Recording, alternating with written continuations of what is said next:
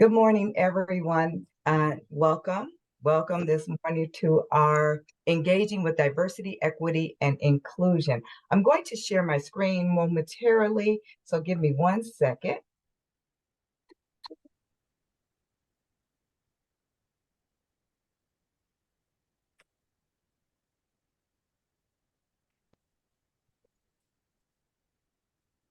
Again, good morning and welcome with our Engaging with Diversity, Inclusion, and Equity series. If you would please sign in. My coworker Stephanie has provided a sign-in link in the chat box. As well, we will have if you need to choose a language, the globe is at the bottom. You can choose that. Carmen, go ahead. Give me the thumbs up when you are done.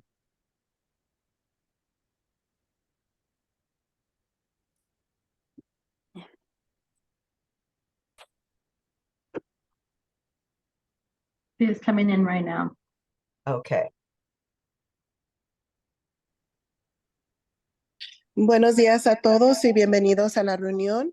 Si desean escuchar esta presentación en español y están en su computadora o laptop, abajito en su tablero van a mirar un símbolo de un mundo y allí van a poder elegir el idioma de su preferencia. Ahora, si están en su teléfono celular o tableta, van a mirar 3 puntitos donde dice More o Más y allí van a poder elegir el idioma de preferencia. Gracias. Thank you, Carmen. So you can use our QR code also to sign in for those of you who have that ability with your smartphones. Darrell, can I also just make a quick announcement? Yes. For those who's, we just need you to use the link or QR code to sign in. Unfortunately, if you just put your name in the chat, we won't be able to document your attendance. So thank you. Thank you, Stephanie. So this morning we have a few inspirational words. If you want to include everyone, we have to help everyone develop their talents and use their gifts for the good of the community. That's what inclusion means. Everyone contributes. And that was from Melinda Gates. I'm going to introduce our speaker for this morning. I'm going to turn this over to Sylvia Scott, who will introduce our speaker. Thank you, Darrell. Good morning, everybody, and welcome. We're super excited to start our DEI workshops again. They've been really, really amazing. That several cohorts we've already held here in the Antelope Valley. And we're just really excited to bring Danielle back. Danielle is our good friend. Danielle Johnson lives by the mantra, think, speak, and act for yourself and your community. Danielle is the executive director of Wichita Habitat for Humanity and majority owner of Inclusive Growth Strategies, a diversity, inclusion, and equity consulting business. She prides herself on being an affordable housing advocate. Danielle, a conversation catalyst, inclusion and diversity educator, community mobilizer, and a super volunteer. Danielle is a product of USD 259 Public Schools, a 2-time Wichita State University shocker with a bachelor's degree in psychology and a master's degree in public administration.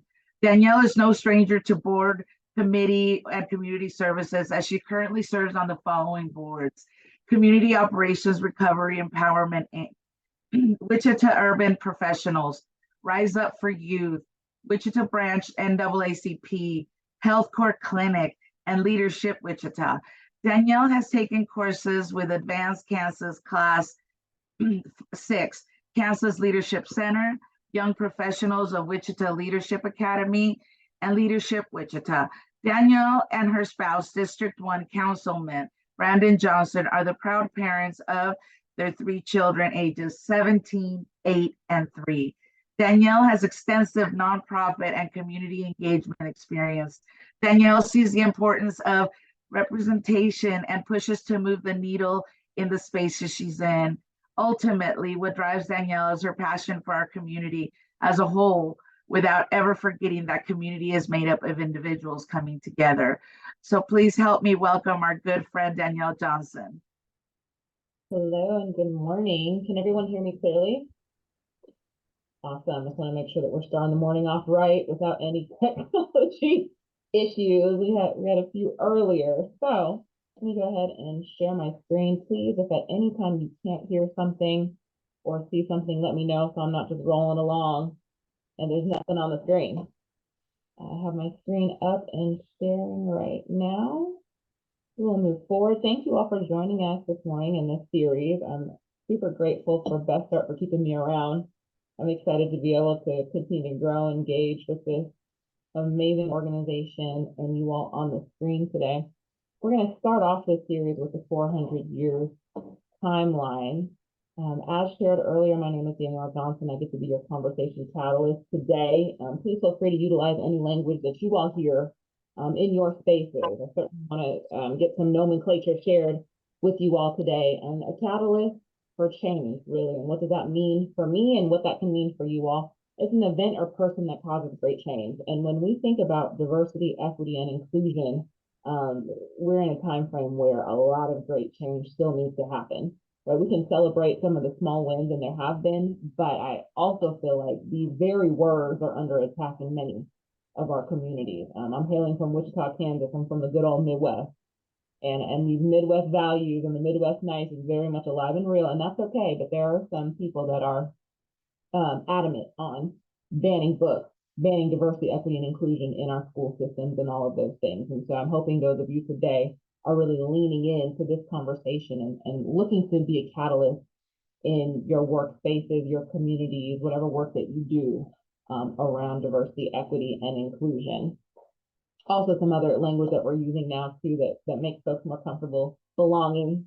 Right, we're starting to hear some of these other pieces come in that might be able to bring the conversation a little bit more broader in your communities. I want to make sure that we are co-creating the space, and feel free to utilize any of these engagement guidelines. What I like to share is that the work starts when we log off today, right? We have about an hour and 15 minutes today with one another. And so just making sure that whatever you all take away from this and get what you need, please, that you're utilizing in the spaces that you guys are doing the work in.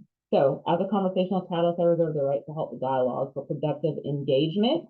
If you disagree with something, particularly in your small groups, have those conversations. Let's be bold in this educational space today. If you agree with something, let's uplift it and making sure that we are sharing the conversation broadly, please. That is up.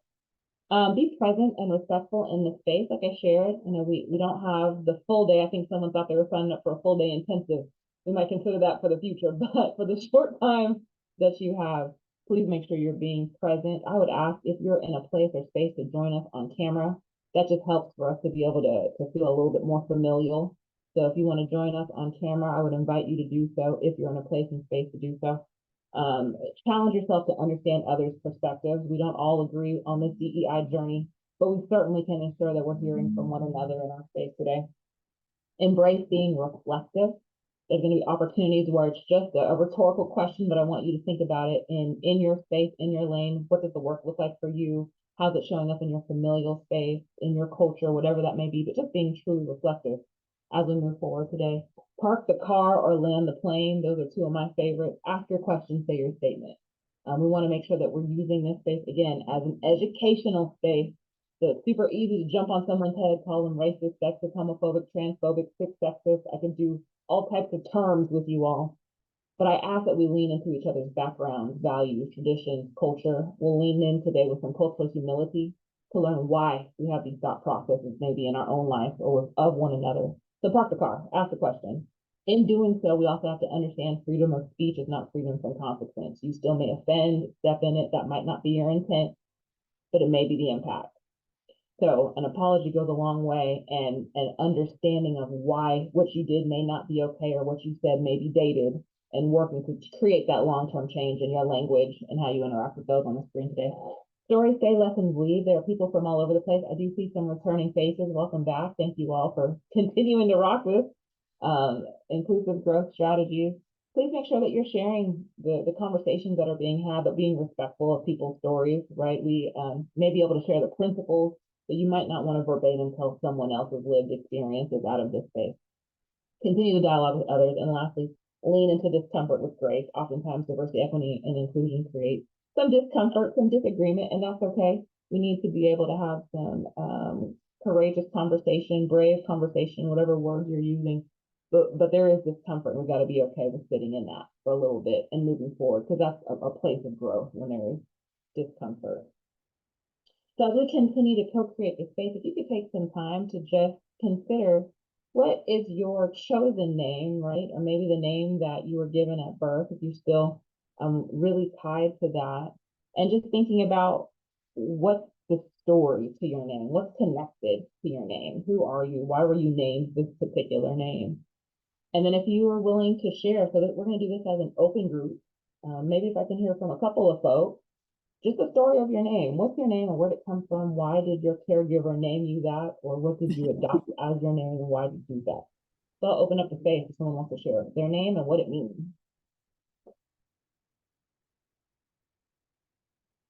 I can go. My name is Laura, and I'm named after my great grandmother, who is an Oklahoma Sooner, and during the Dust Bowl, they migrated. But I was named after her. That she was actually born on an Indian reservation as Nora, and they renamed her Laura when her parents died, and she created a whole new life. So it was her rebirth name. It derives from Loretta. Oh, thank you for that, Laura. Mm-hmm. From two others, your name, what's it mean, a little history behind it.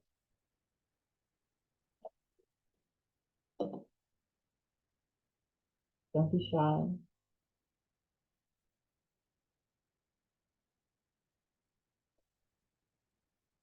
We have to practice this thing called DEI. So who is willing? Who is willing to practice today? Good morning. My name is Charlene Street. My name is just my dad had named my brother, and my mom was looking for a name that wasn't super common. So she landed on Charlene, and I choose to use that name still. Thank you for that, Charlene.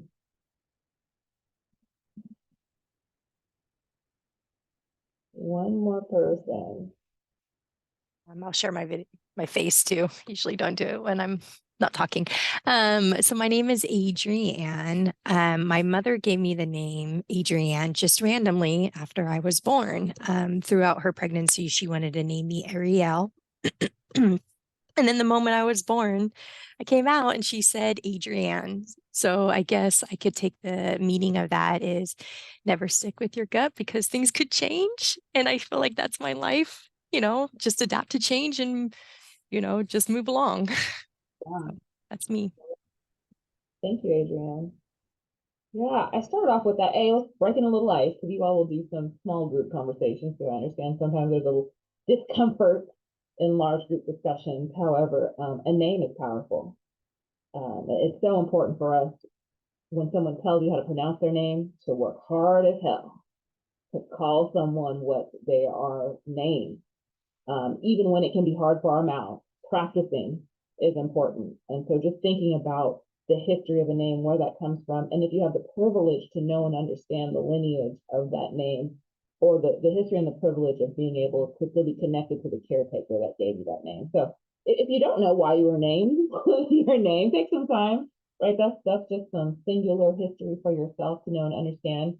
When I think about my name, my mom actually hails from Pampanga, Philippines, and she is a Filipino and Spanish descent. And she came to the U.S. and fell in love with romance novels. And Danielle Steele, I guess, was a romance novelist. And so she was like, I wanted to name you after this romance novelist. So Danielle, that's where that name came from. So I've always found that to be interesting. I've not read a Danielle Steele book, so I'm probably missing out. But just the history of where you come from and what that means to know who you are helps to derive culture and helps you, I think, to lean more into diversity, equity, inclusion, and empathy and cultural humility. So thank you all for engaging that. If you all want to share any more in the chat, please don't hesitate to do so. And feel free to utilize, again, some of these things in your spaces, your workspaces, your places of worship, whatever that looks like, your dinner table. Just a way to engage with other people. It goes deeper than the question, where do you work? Right? We have some of those kind of surface questions. What's some deeper questions you can do to engage with the people that you know?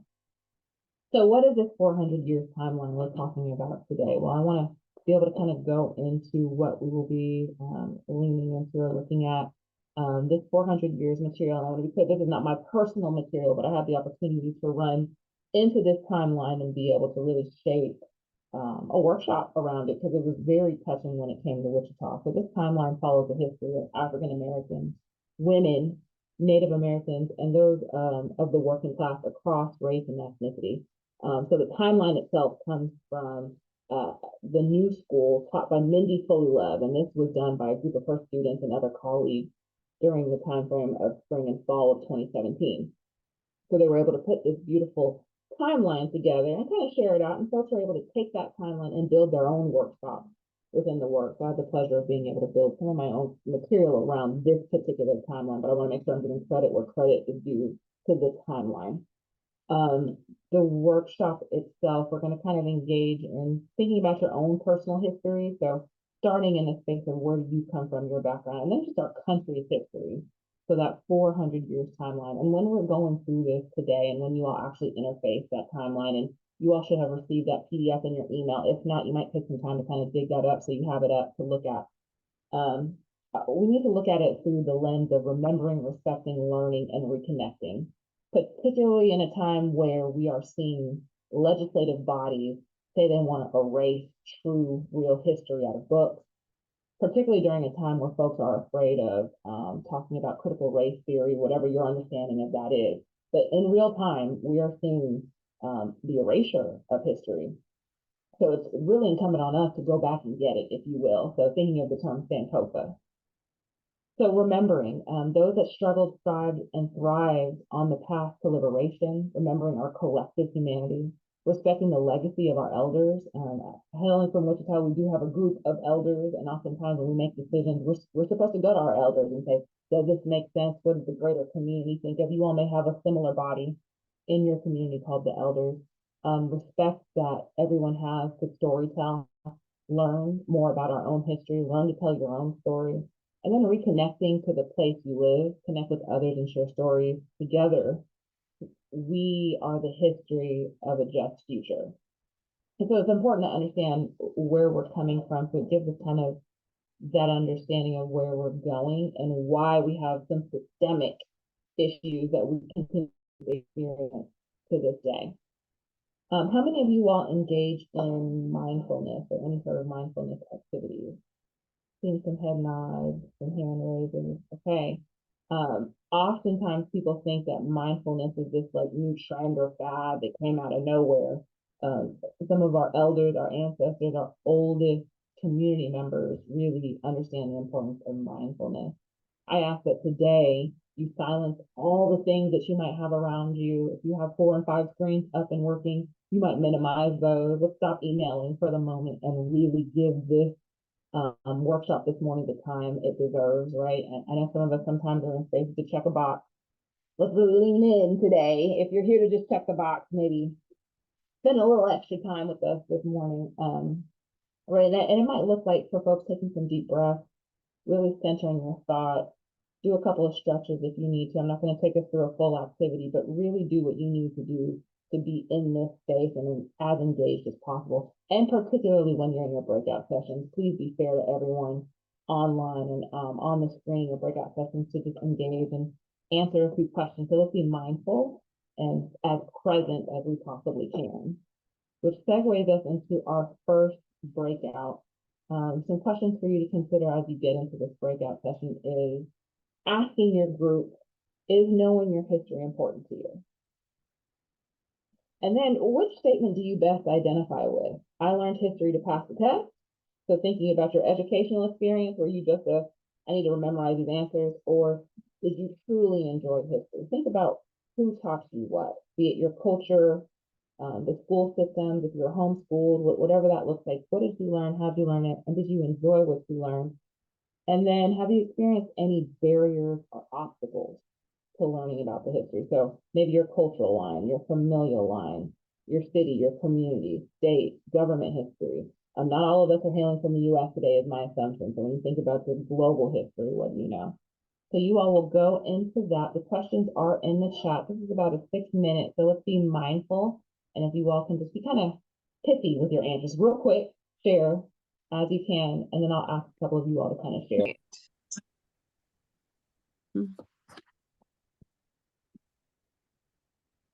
Okay.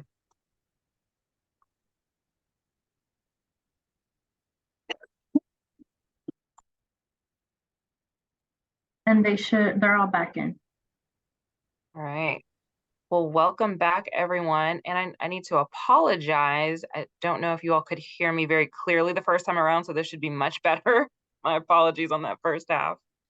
And again, these breakouts are going to go fairly quick. But if I can hear from just a couple of folks what was shared. And feel free to unmute and hop on. Hilda? Oh, I thought you were unmuted. Sorry. You're like, nope, not me. And please correct me if I say your name wrong. Danielle? Go ahead, Blanca. Yeah, we didn't get through all of the questions, unfortunately, because we were a good group. We were really engaged and we were all sharing. Okay. But we really did get through that first question. And I think that we all kind of agreed that our history is so important for so many reasons, to continue our culture with our children, or if we had one individual that was adopted.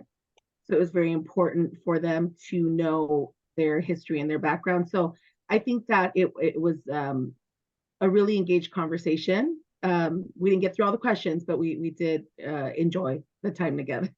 Okay. Well, thank you. Right. It's really about that engagement and being able to hear from others.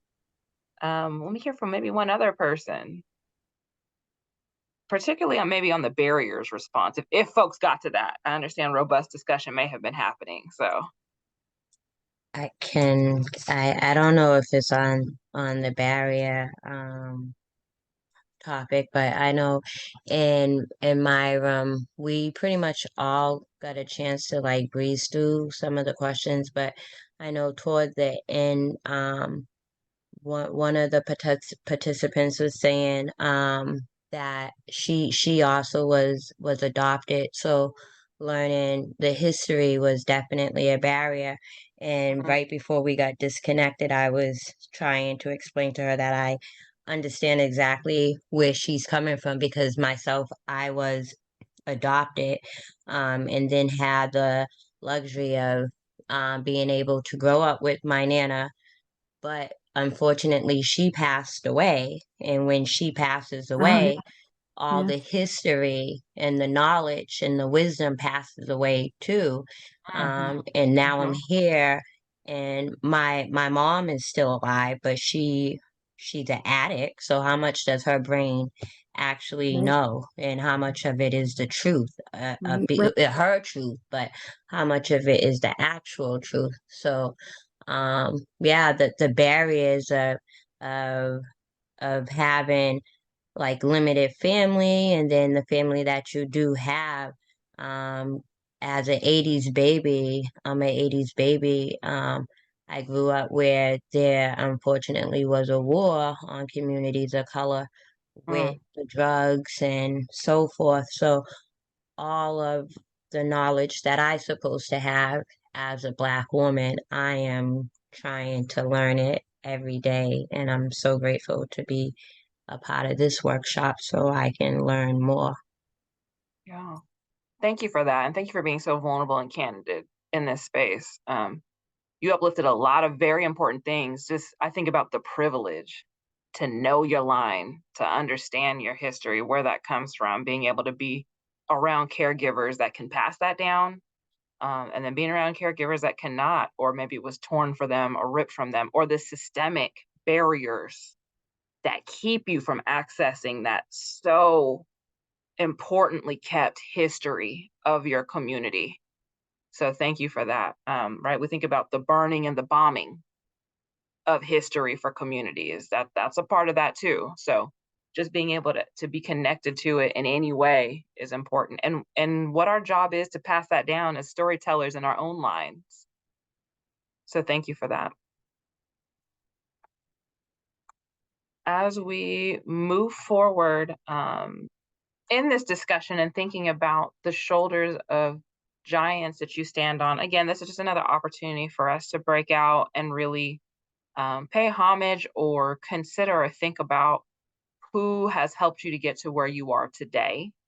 And this is an opportunity, just again, just being reflective as I kind of talk through these pieces, and you all will have an opportunity about 8 minutes to share. So you get a couple more minutes in your group to engage this conversation. But the people that have helped to shape who you are and what you do today, some questions to help reflect on how you formulate that response. It certainly doesn't have to be incredibly in depth, but just thinking about who those folks are when I think back on my life, who has lifted me up, who has made sacrifices for me to be where I am today, who were those mentors, those that maybe model the way, that are not necessarily mentors, but you watch their walk and that shapes who you are. Where do you draw your strength, your persistence, your goal seeking from? Whose shoulders do you stand on? And this is really an opportunity to share in your group who some of those folks are. As you all are being vulnerable and sharing, I can provide a little bit of my background. I kind of shared a little bit about my mom with you all and where she hails from, but I really truly stand on the shoulders of my parents, Martin and Larry Andrews. My father comes from Birmingham, Alabama, and that's why history is so important to me. He was able to share a number of things that happened in his childhood and his family's childhood. And really before I got to hit the school system, there was a lot of history instilled. And then, my mom worked in manufacturing. She had a third grade education. So she did a lot of cleaning ladies. I remember being in hotels with her helping to clean up. I don't know if I was supposed to be there now that I think about it, but we didn't have the childcare at the time. So I'm helping make the beds and all that. I think it certainly made me a better person today, though. Service industry workers are essential workers. They were essential before COVID, but I'll surpass that TED Talk, right? My love for leadership, community, and food comes really from my family. I love soul food and Filipino food. So I think I can go up against anyone on the food game, right? So thinking about who helped to get you where you are, where those roots come from, please feel free to take the time to share. We're going to actually put you back in your breakout rooms. If we can give everyone an opportunity to share, that can, and then we'll bring you back in and move on forward. As caregivers ourselves, folks on this screen, whatever that looks like, sometimes it's, ooh, I don't want to do that, or whatever I witnessed in my household or wherever I hailed from.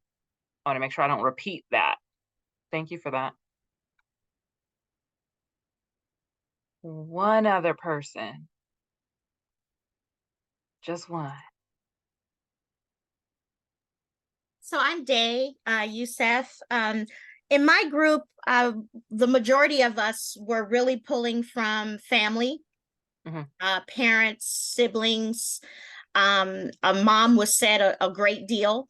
There was a small difference in, I guess, my background and my counterparts was the fact that I happened to be the youngest by 16 years under my siblings. And so when we got to the point of whose shoulders do I stand on, I initially said nobody, but I know that's not true. But you don't necessarily, I can't point out someone that I can tell you that I can go to and spill my guts to, or right, or depend on to always be there for me. And unfortunately for myself, all of my elders are gone. I'm the last of the Mohegans. So I have now become the matriarch of my family, and that is a hard job. So,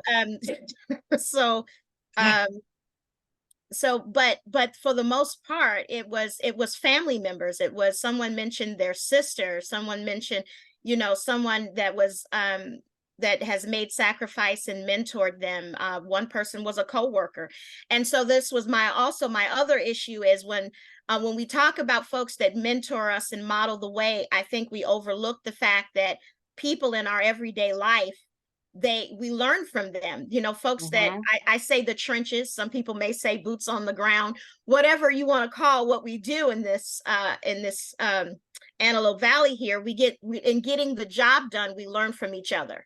And I don't think we always contribute the fact that that person is a form of a mentor or modeling the way for us to proceed in the way that we need to get the job done.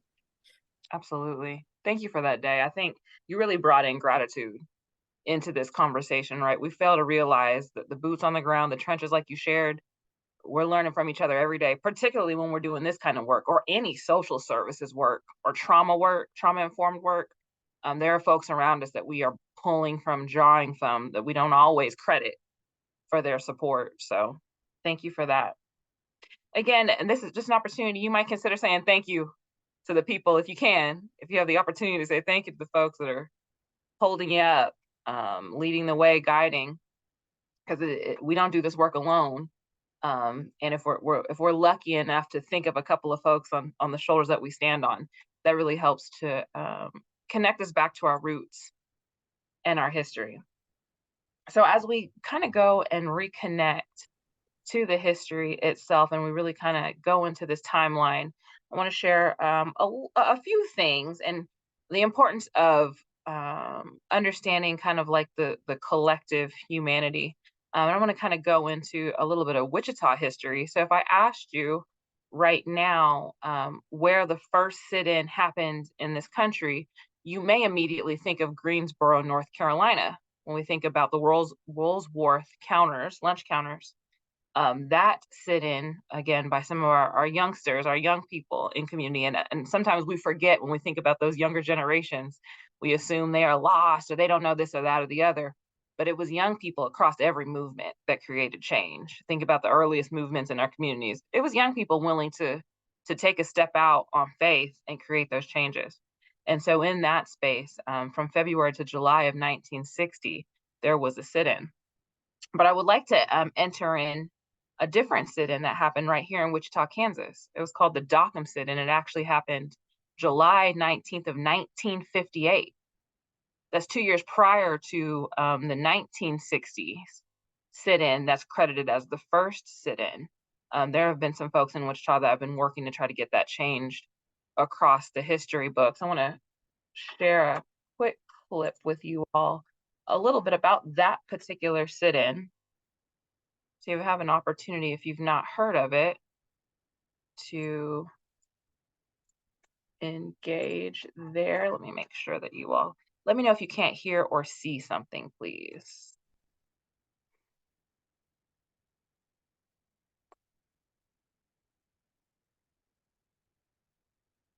Dr. King led the climb to the civil rights mountaintop. There were others on the journey, including some who started a sit-in, not in the Deep South, but in the Kansas heartland. Jim Axelrod met them. If the sculptures in downtown Wichita are designed to salute a certain pioneering spirit, then look no further than this bronze soda fountain. Were you thinking to yourselves, hey, we're going to make history here? No, we were thinking we were going to sit until we were served. 54 years ago this July, Carol Parks Hahn led a group of 30 students from the local NAACP into Dockham's drugstore, where they could get food to go, but not eat at the counter. I simply went in and I sat down, and the waitress behind the counter came up to me, and she took my order, actually. And she leaned forward, and she said, "You're not colored, are you, dear?" And I said, "Yes, I am." And the lunch counter was around about here, wasn't it, Galen? Yeah. We brought Parks Hahn back to what's left of Dockham's, along with fellow participant Galen Vesey, who was 21 at the time and haunted by the hatred of the civil rights movement. Were you feeling, while this was going on, that you were in the process of making history? Oh, I don't think at the moment you had time to capture that, because looming not far away was Little Rock, the Montgomery bus boycotts. You were more concerned about your safety. Certainly. That was part of it. Every day they took shifts at the counter, 2 to 3 hours at a time. There was no violence, but the white customers took their business elsewhere. Finally, after 3 weeks, the Dockhams desegregated the counters at all 9 of their stores. This was 18 months before 4 students sat down at the Woolworths in Greensboro, North Carolina. But it's that counter that's in the Smithsonian. The story of what happened here challenges an assumption about racism in this country, that it was limited just to the South. Is that? No. Some were aware of it and some were not, that Kansas or Wichita was this way. Kansas and a lot of other places until these students came along. We wanted to be able to go in and sit down and have a hamburger and a Coke. You know, we couldn't do that. Just being able to get a hamburger and a Coke. It sounds simple, doesn't it? Sometimes simple ideas are the most powerful, like standing up by sitting in. Jim Axelrod, CBS News, Wichita, Kansas. Right. So I just want to share a little bit of my local history. I have the opportunity to talk to Dr. Galen BC. He is a mentor of mine. And so just being able to be in the presence of those that experienced that type of injustice. And when you think about, again, just your general history, what do you know about what's going on in your own community? And that's a big deal. And understanding what's available for you to understand and how you access that. So I'm going to share my screen again. Please. Does everybody see that? Yeah. So when I kind of take this thought process of history and some of those systemic barriers that affect us all, because when we think about the things that oftentimes folks use the term minority. So I'm going to start with the term minority, but I'm going to continue as talking about us as a global majority. Just continuing to consider language, folks that are Black and Brown, Indigenous, generally your marginalized communities in this country, in the US context, the global majorities. And when we think about the history and what happened within history, so I want to just share a little bit about 4 Black Americans for whom the promise of the GI Bill turned out to be an illusion. Though the bill helped white Americans prosper and accumulate wealth in the post-war years, it didn't deliver on the promise for veterans of color. And this is across race and ethnicity. In fact, the wide disparity in the bill's implementation ended up helping drive growing gaps in wealth that we see today. So think about housing in your communities. Think about ownership. Think about generational wealth, who has access to wealth. And I share this by way of, it's not helpful to go into guilt, blame, and shame. Let's just look at this objectively. Right? Because we can feel guilty, we can have blame and shame, but that stops the conversation. I'm not shutting down the emotion, but I do want us to really consider this conversation from the standpoint of just basic truth, history, and how we can move forward to fix some of these issues by just understanding the root cause. So just thinking about access to the wealth. Implementation ended up helping drive growing gaps in wealth, education, and civil rights between white and Black Americans. But I'll take it a step further because, again, we talk about history from the white and Black context, but thinking about immigrants and those that are a part of this country in this larger conversation as well. While the GI Bill's language did not specifically exclude African American veterans from its benefits, it was structured in a way that ultimately shut down about 1.2 million Black veterans who had bravely served their country during World War II in segregated ranks.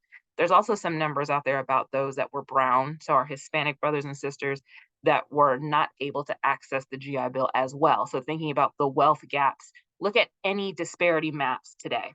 Look at it. Look at your numbers. Look at access to food, clean water. Look at birth disparities, maternal health. You'll see certain groups and communities very spread through any one of the charts that you're reviewing. And it goes back to access. And where do we start to see and experience access and access to dollars? That same access when we think about, divided lines, we think about redlining, where you're able to live. When you put health disparity maps on top of redlining maps, you'll see those that were heavily redlined or areas that were heavily redlined are also the same areas with high pollution, high asthma rates, high health disparity rates, food deserts, or I like to say food apartheid, right? Systemic taking away, because there may have been areas that had stores, but municipalities and counties and particular governments not putting money back into the areas that they were pulling the money out of. Think about your urban areas. Think about where your highways were popped up. Maybe there was a thriving global majority business community in those spaces, but they no longer exist. Why? What was the systemic thing that has happened in those spaces? And how those things are tied to, if you're into your public school system. So Redlining, neighborhoods with minority occupants were marked in red and considered high risk for mortgage lenders. Redlining was carried out by governments, banks, realtors, appraisers, entities who worked in tangent to ensure majorly Black and brown people not having access to homes and wealth. But also, if you've looked at any restrictive covenants, we still have some restrictive covenants on the books. Go back and look at the restrictive covenants in your community, and it outlines no Jewish, Italians, Blacks, Hispanics. It says who cannot live there, do not rent to, do not sell to. We do not want XYZ groups in this space. I think sometimes folks need to see the proof is in the pudding. So if you have access to any of your restrictive covenants, just do a quick Google search to see what's outlined or who was redlined out of your communities. American public schools are divided along economic and racial lines to this day. A recent study showed that predominantly non-white school districts received $23 billion less funding than those of the majority white schools. Despite serving the same number of students, the drawing of school districts is rooted in real estate redlining, a form of lending discrimination. We think about Black families that began in the 1930s. Banks in the U.S. denied mortgages to people of color in urban areas, preventing them from buying a home in specific neighborhoods. So think about how those dollars go back to your schools. Here in Wichita, our suburbs, when we think about some of those outer communities, their schools are great. And a lot of folks are saying, I want to send my kid to Andover. I want to send my kid to Derby schools. These are brand new schools, right? But think about the wealth in those areas, the property taxes that go to infrastructure, that go to schools, and who lives in those areas. And then think about your public school system and who lives in those areas, and what the differential in the economic base in those spaces. So there are systemic inequities, and maybe you all are still experiencing busing. We still have some busing of our students that are going from predominantly Black and brown areas to the different kind of Title I schools in our areas. So it all comes from a systemic place. But if we take the step back to understand it, it helps us change our language from saying those folks are lazy, those folks won't work, to what were the systems put in place to keep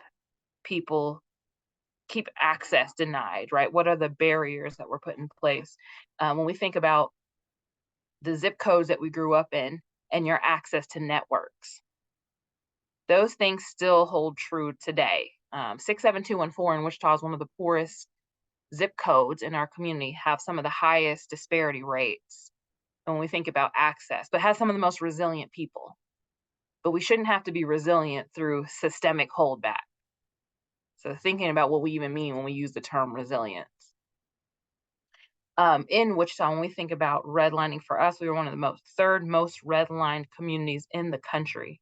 So this is one of our maps from the 1930s. At the time, minorities made up 12% of the community. And when we think about Wichita's population, of our global majority folks, they only received 2% of home loans. So again, access to wealth. And when folks were able to buy their homes, and I work for Habitat for Humanity, so my other hat, we do affordable housing solutions, and we work alongside families. You all may have a Habitat in the California area, quite a few. We are working with families who they might have a family home, and because of where they had to buy, the value of their home is $50,000, $60,000, $70,000, right? So when we think about the growth in property value, while their counterparts, when you look at some of our suburban areas or some of our nicer areas, over the years, their homes have doubled, tripled in value. So being able to pull your equity out of your home to be able to build your businesses and things like that. Right here, you see, again, D meaning hazardous. So there was a graded area, and I'll just read this to you, D2. This large area contains the Negro concentration of Wichita. In North End, immediately south of the Packing House and Stockyards District, are a number of Mexicans. Property in the area poor, shaky, and typical of Negro properties. Right, so not only grading the area, but the people that make up the area. The hazard were the people.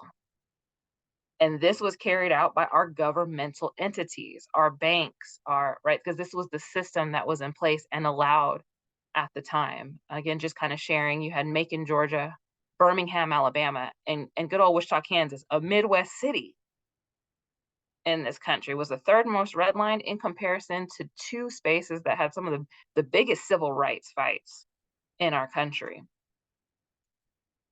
And this is the larger map. You all are in the California area, I think close to Los Angeles. So there is, and I will share this with you all so you can do a little bit of digging and seeing what your particular communities look like. And I'll actually do a larger zoom out here so you all can actually see what your maps look like. Now, I would just take some time when you get the chance. Can you all see that? This is the Los Angeles area around the same time in the 1930s, showcasing what was considered the hazardous area. It also kind of goes into what the maps were saying at the time. So you should be able to kind of overlay it to the areas that you are in. Let me zoom out of that. But it gives you a sense of maybe what your communities are experiencing today and tying it back to that historical piece. So I'll make sure that you will have the open link to be able to look at some of that and see what's close to where you live, your areas, maybe the areas that you're serving. So you have the chance to get a little bit more ingrained in that. And then just seeing what has been poured into, since there's some communities that are trying to go back to those areas. I know here in Wichita, we're really working hard to go back into 67214 and change the things that happened in the community by just re-pouring in with the dollars and the time and making that more of a focus, right? Some reparative work, if you will. Reparative, restorative. I'm going to put this back up on the screen. So again, larger map, and these are one of many things that create systemic issues when we think about immigration policies. The threat against deferred action on early childhood arrival, so DACA, access to becoming a citizen. Certainly not going to go too far into that, but look at the historical nature of being able to be a thriving community participant and the lack of access to being able to do that. So we're going to spend the last few kind of 20 minutes here thinking about that timeline. If you can just take some time to open up that timeline and look at it. This is meant, again, very much a 101, just an opportunity to start the dialogue, but I would ask that you spend some more time with that timeline. There's 2 PDFs, so it's 2 pieces to that timeline, and it's a lot of information. There's no way for us to totally dissect it today on this workshop, but it is for you to be able to continue to have this conversation in the places and spaces that you are and to engage with that timeline. But during this time frame, I want you all to consider as you're reviewing that timeline, how is this timeline making you feel? How much of this timeline are you aware of? Were you taught? And if so, if you were taught a lot of the timeline, where did that come from? Your educational setting, your family, culturally? How does that timeline align with who you are? Maybe you see some of your own personal history in there, your cultural history. And again, this timeline goes back to the first African slaves touching Jamestown.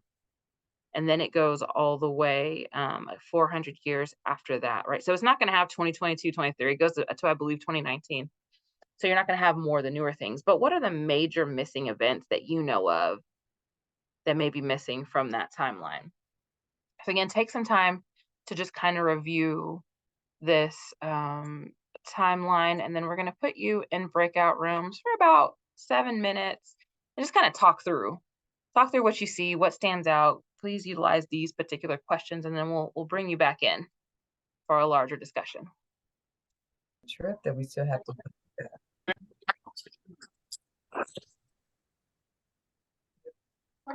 All right. Welcome back. Welcome back.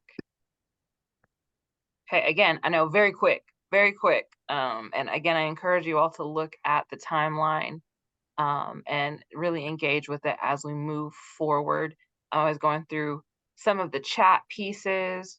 Portia, thank you for your comments. It's hard to leave out emotions when these things are still affecting my communities. Absolutely, right? We are going to have emotion in this conversation.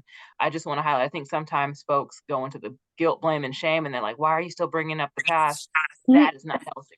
We have to be able to have these conversations and get past the guilt piece. There's going to be guilt, but how do we move forward? So thank you for that. Absolutely, we'll have emotions when it affects our communities.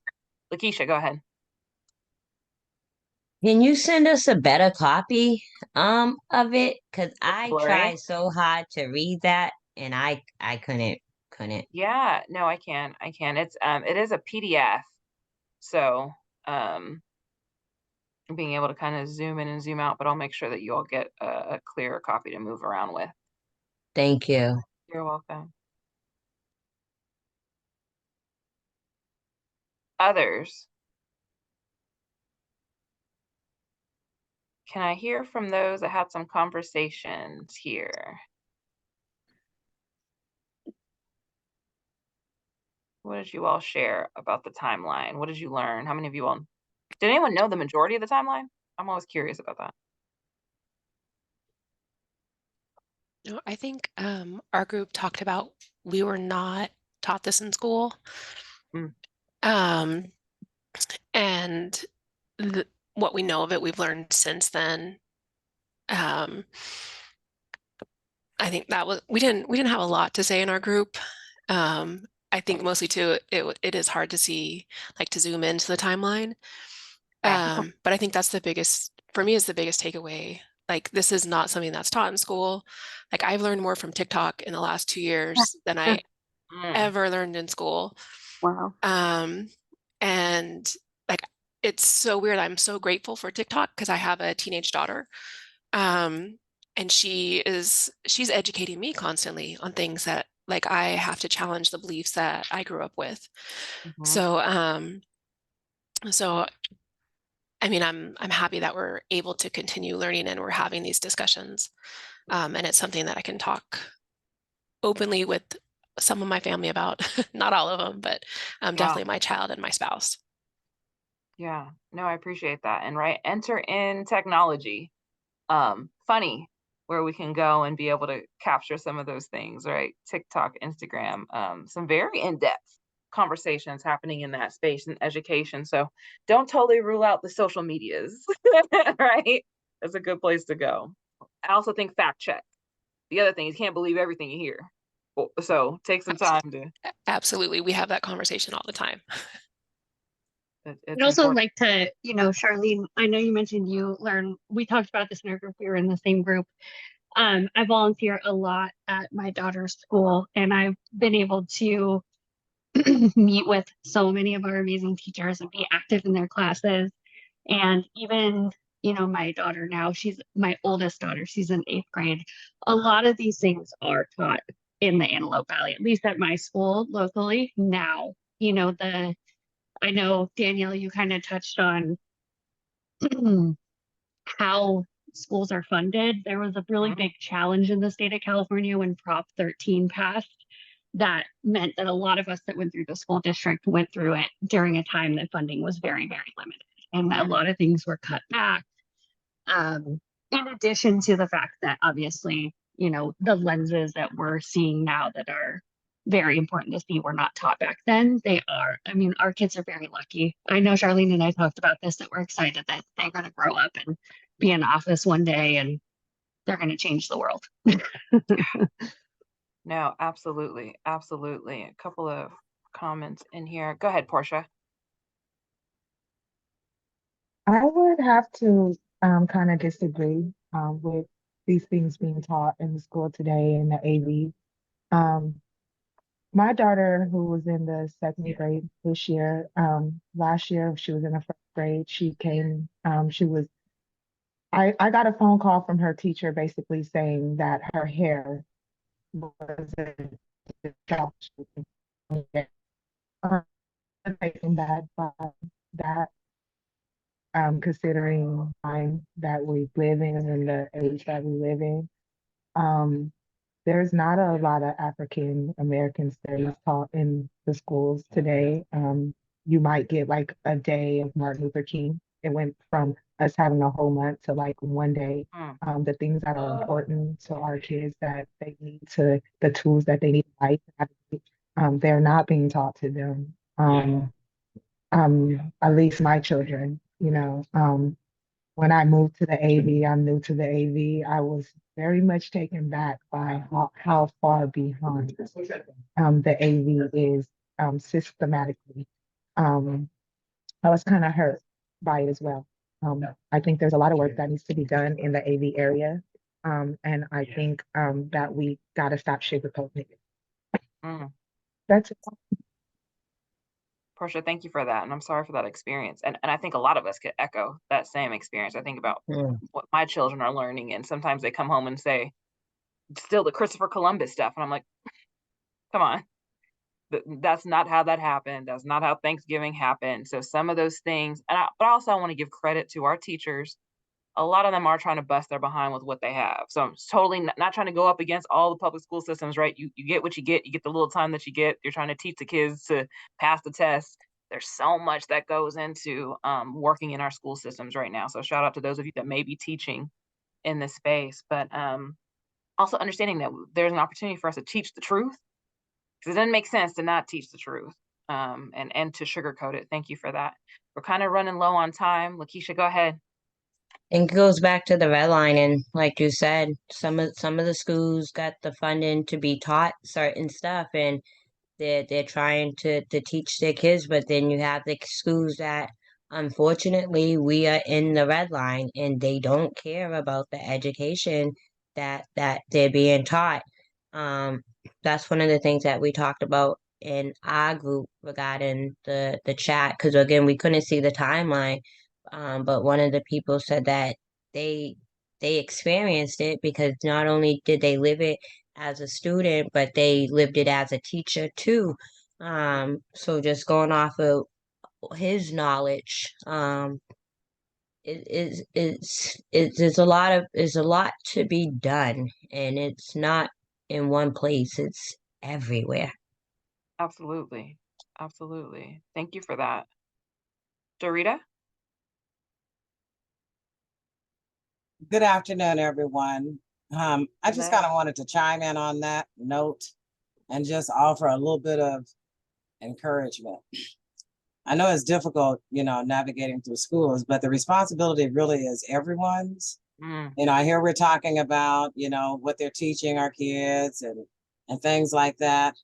But I must confess that oftentimes we're remiss, because when it comes to scheduled board meetings on curriculum, special meetings on books, special meetings on decisions that are being made regarding students, very rarely do you see many of our communities there, particularly within the Black community.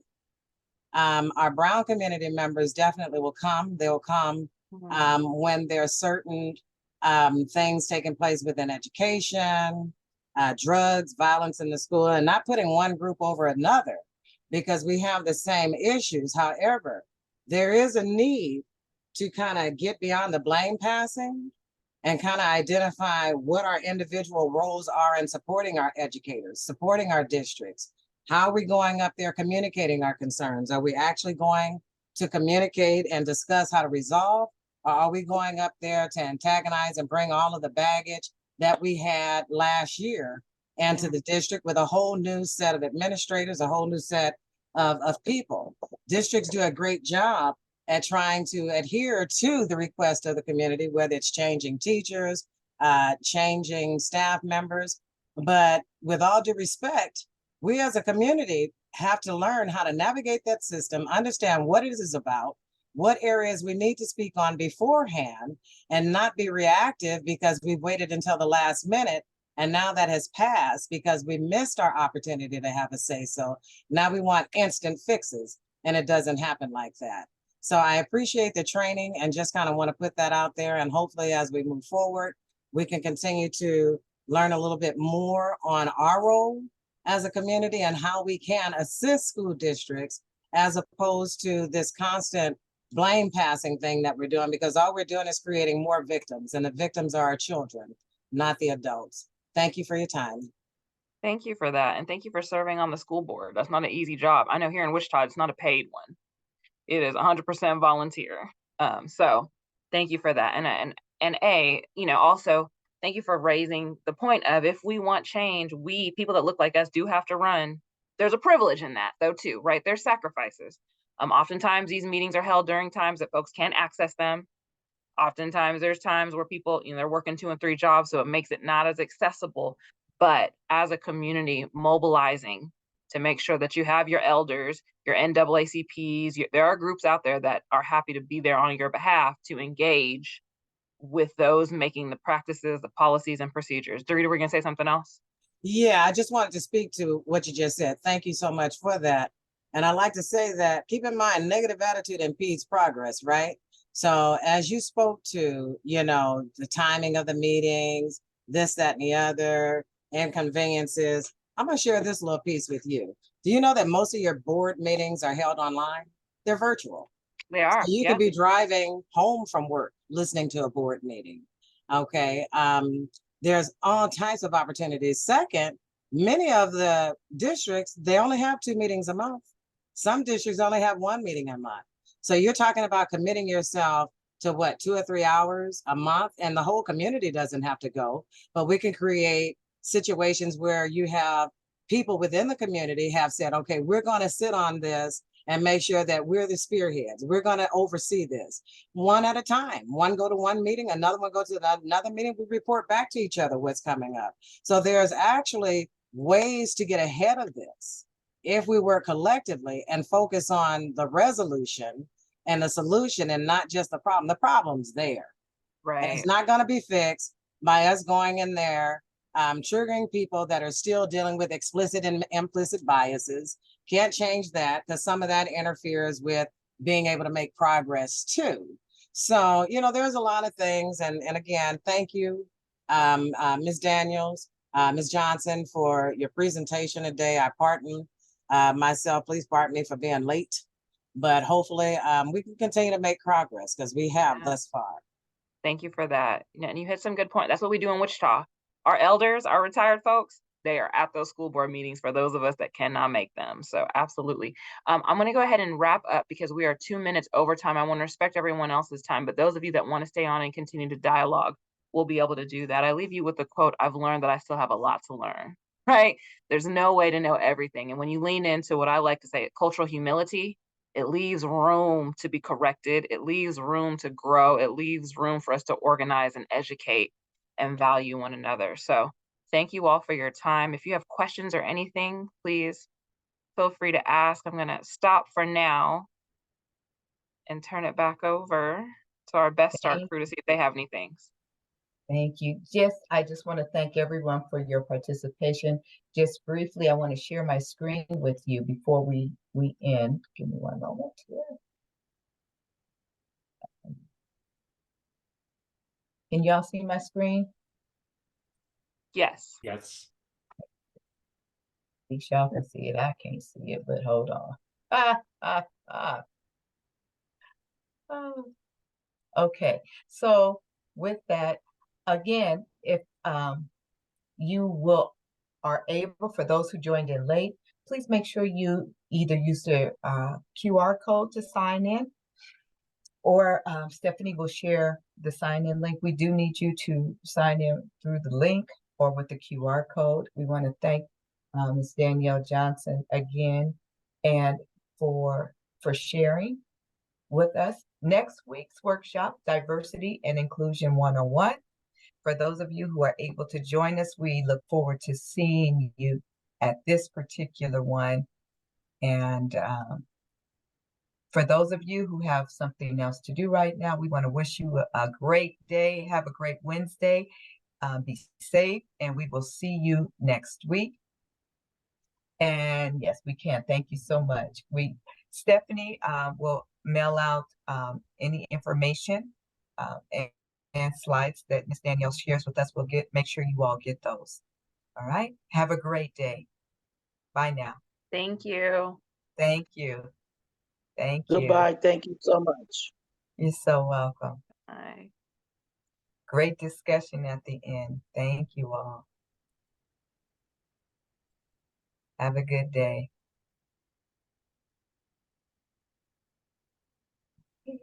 Darrell. Yes, ma'am. Can I ask you a question? There was a young lady, Christina Held.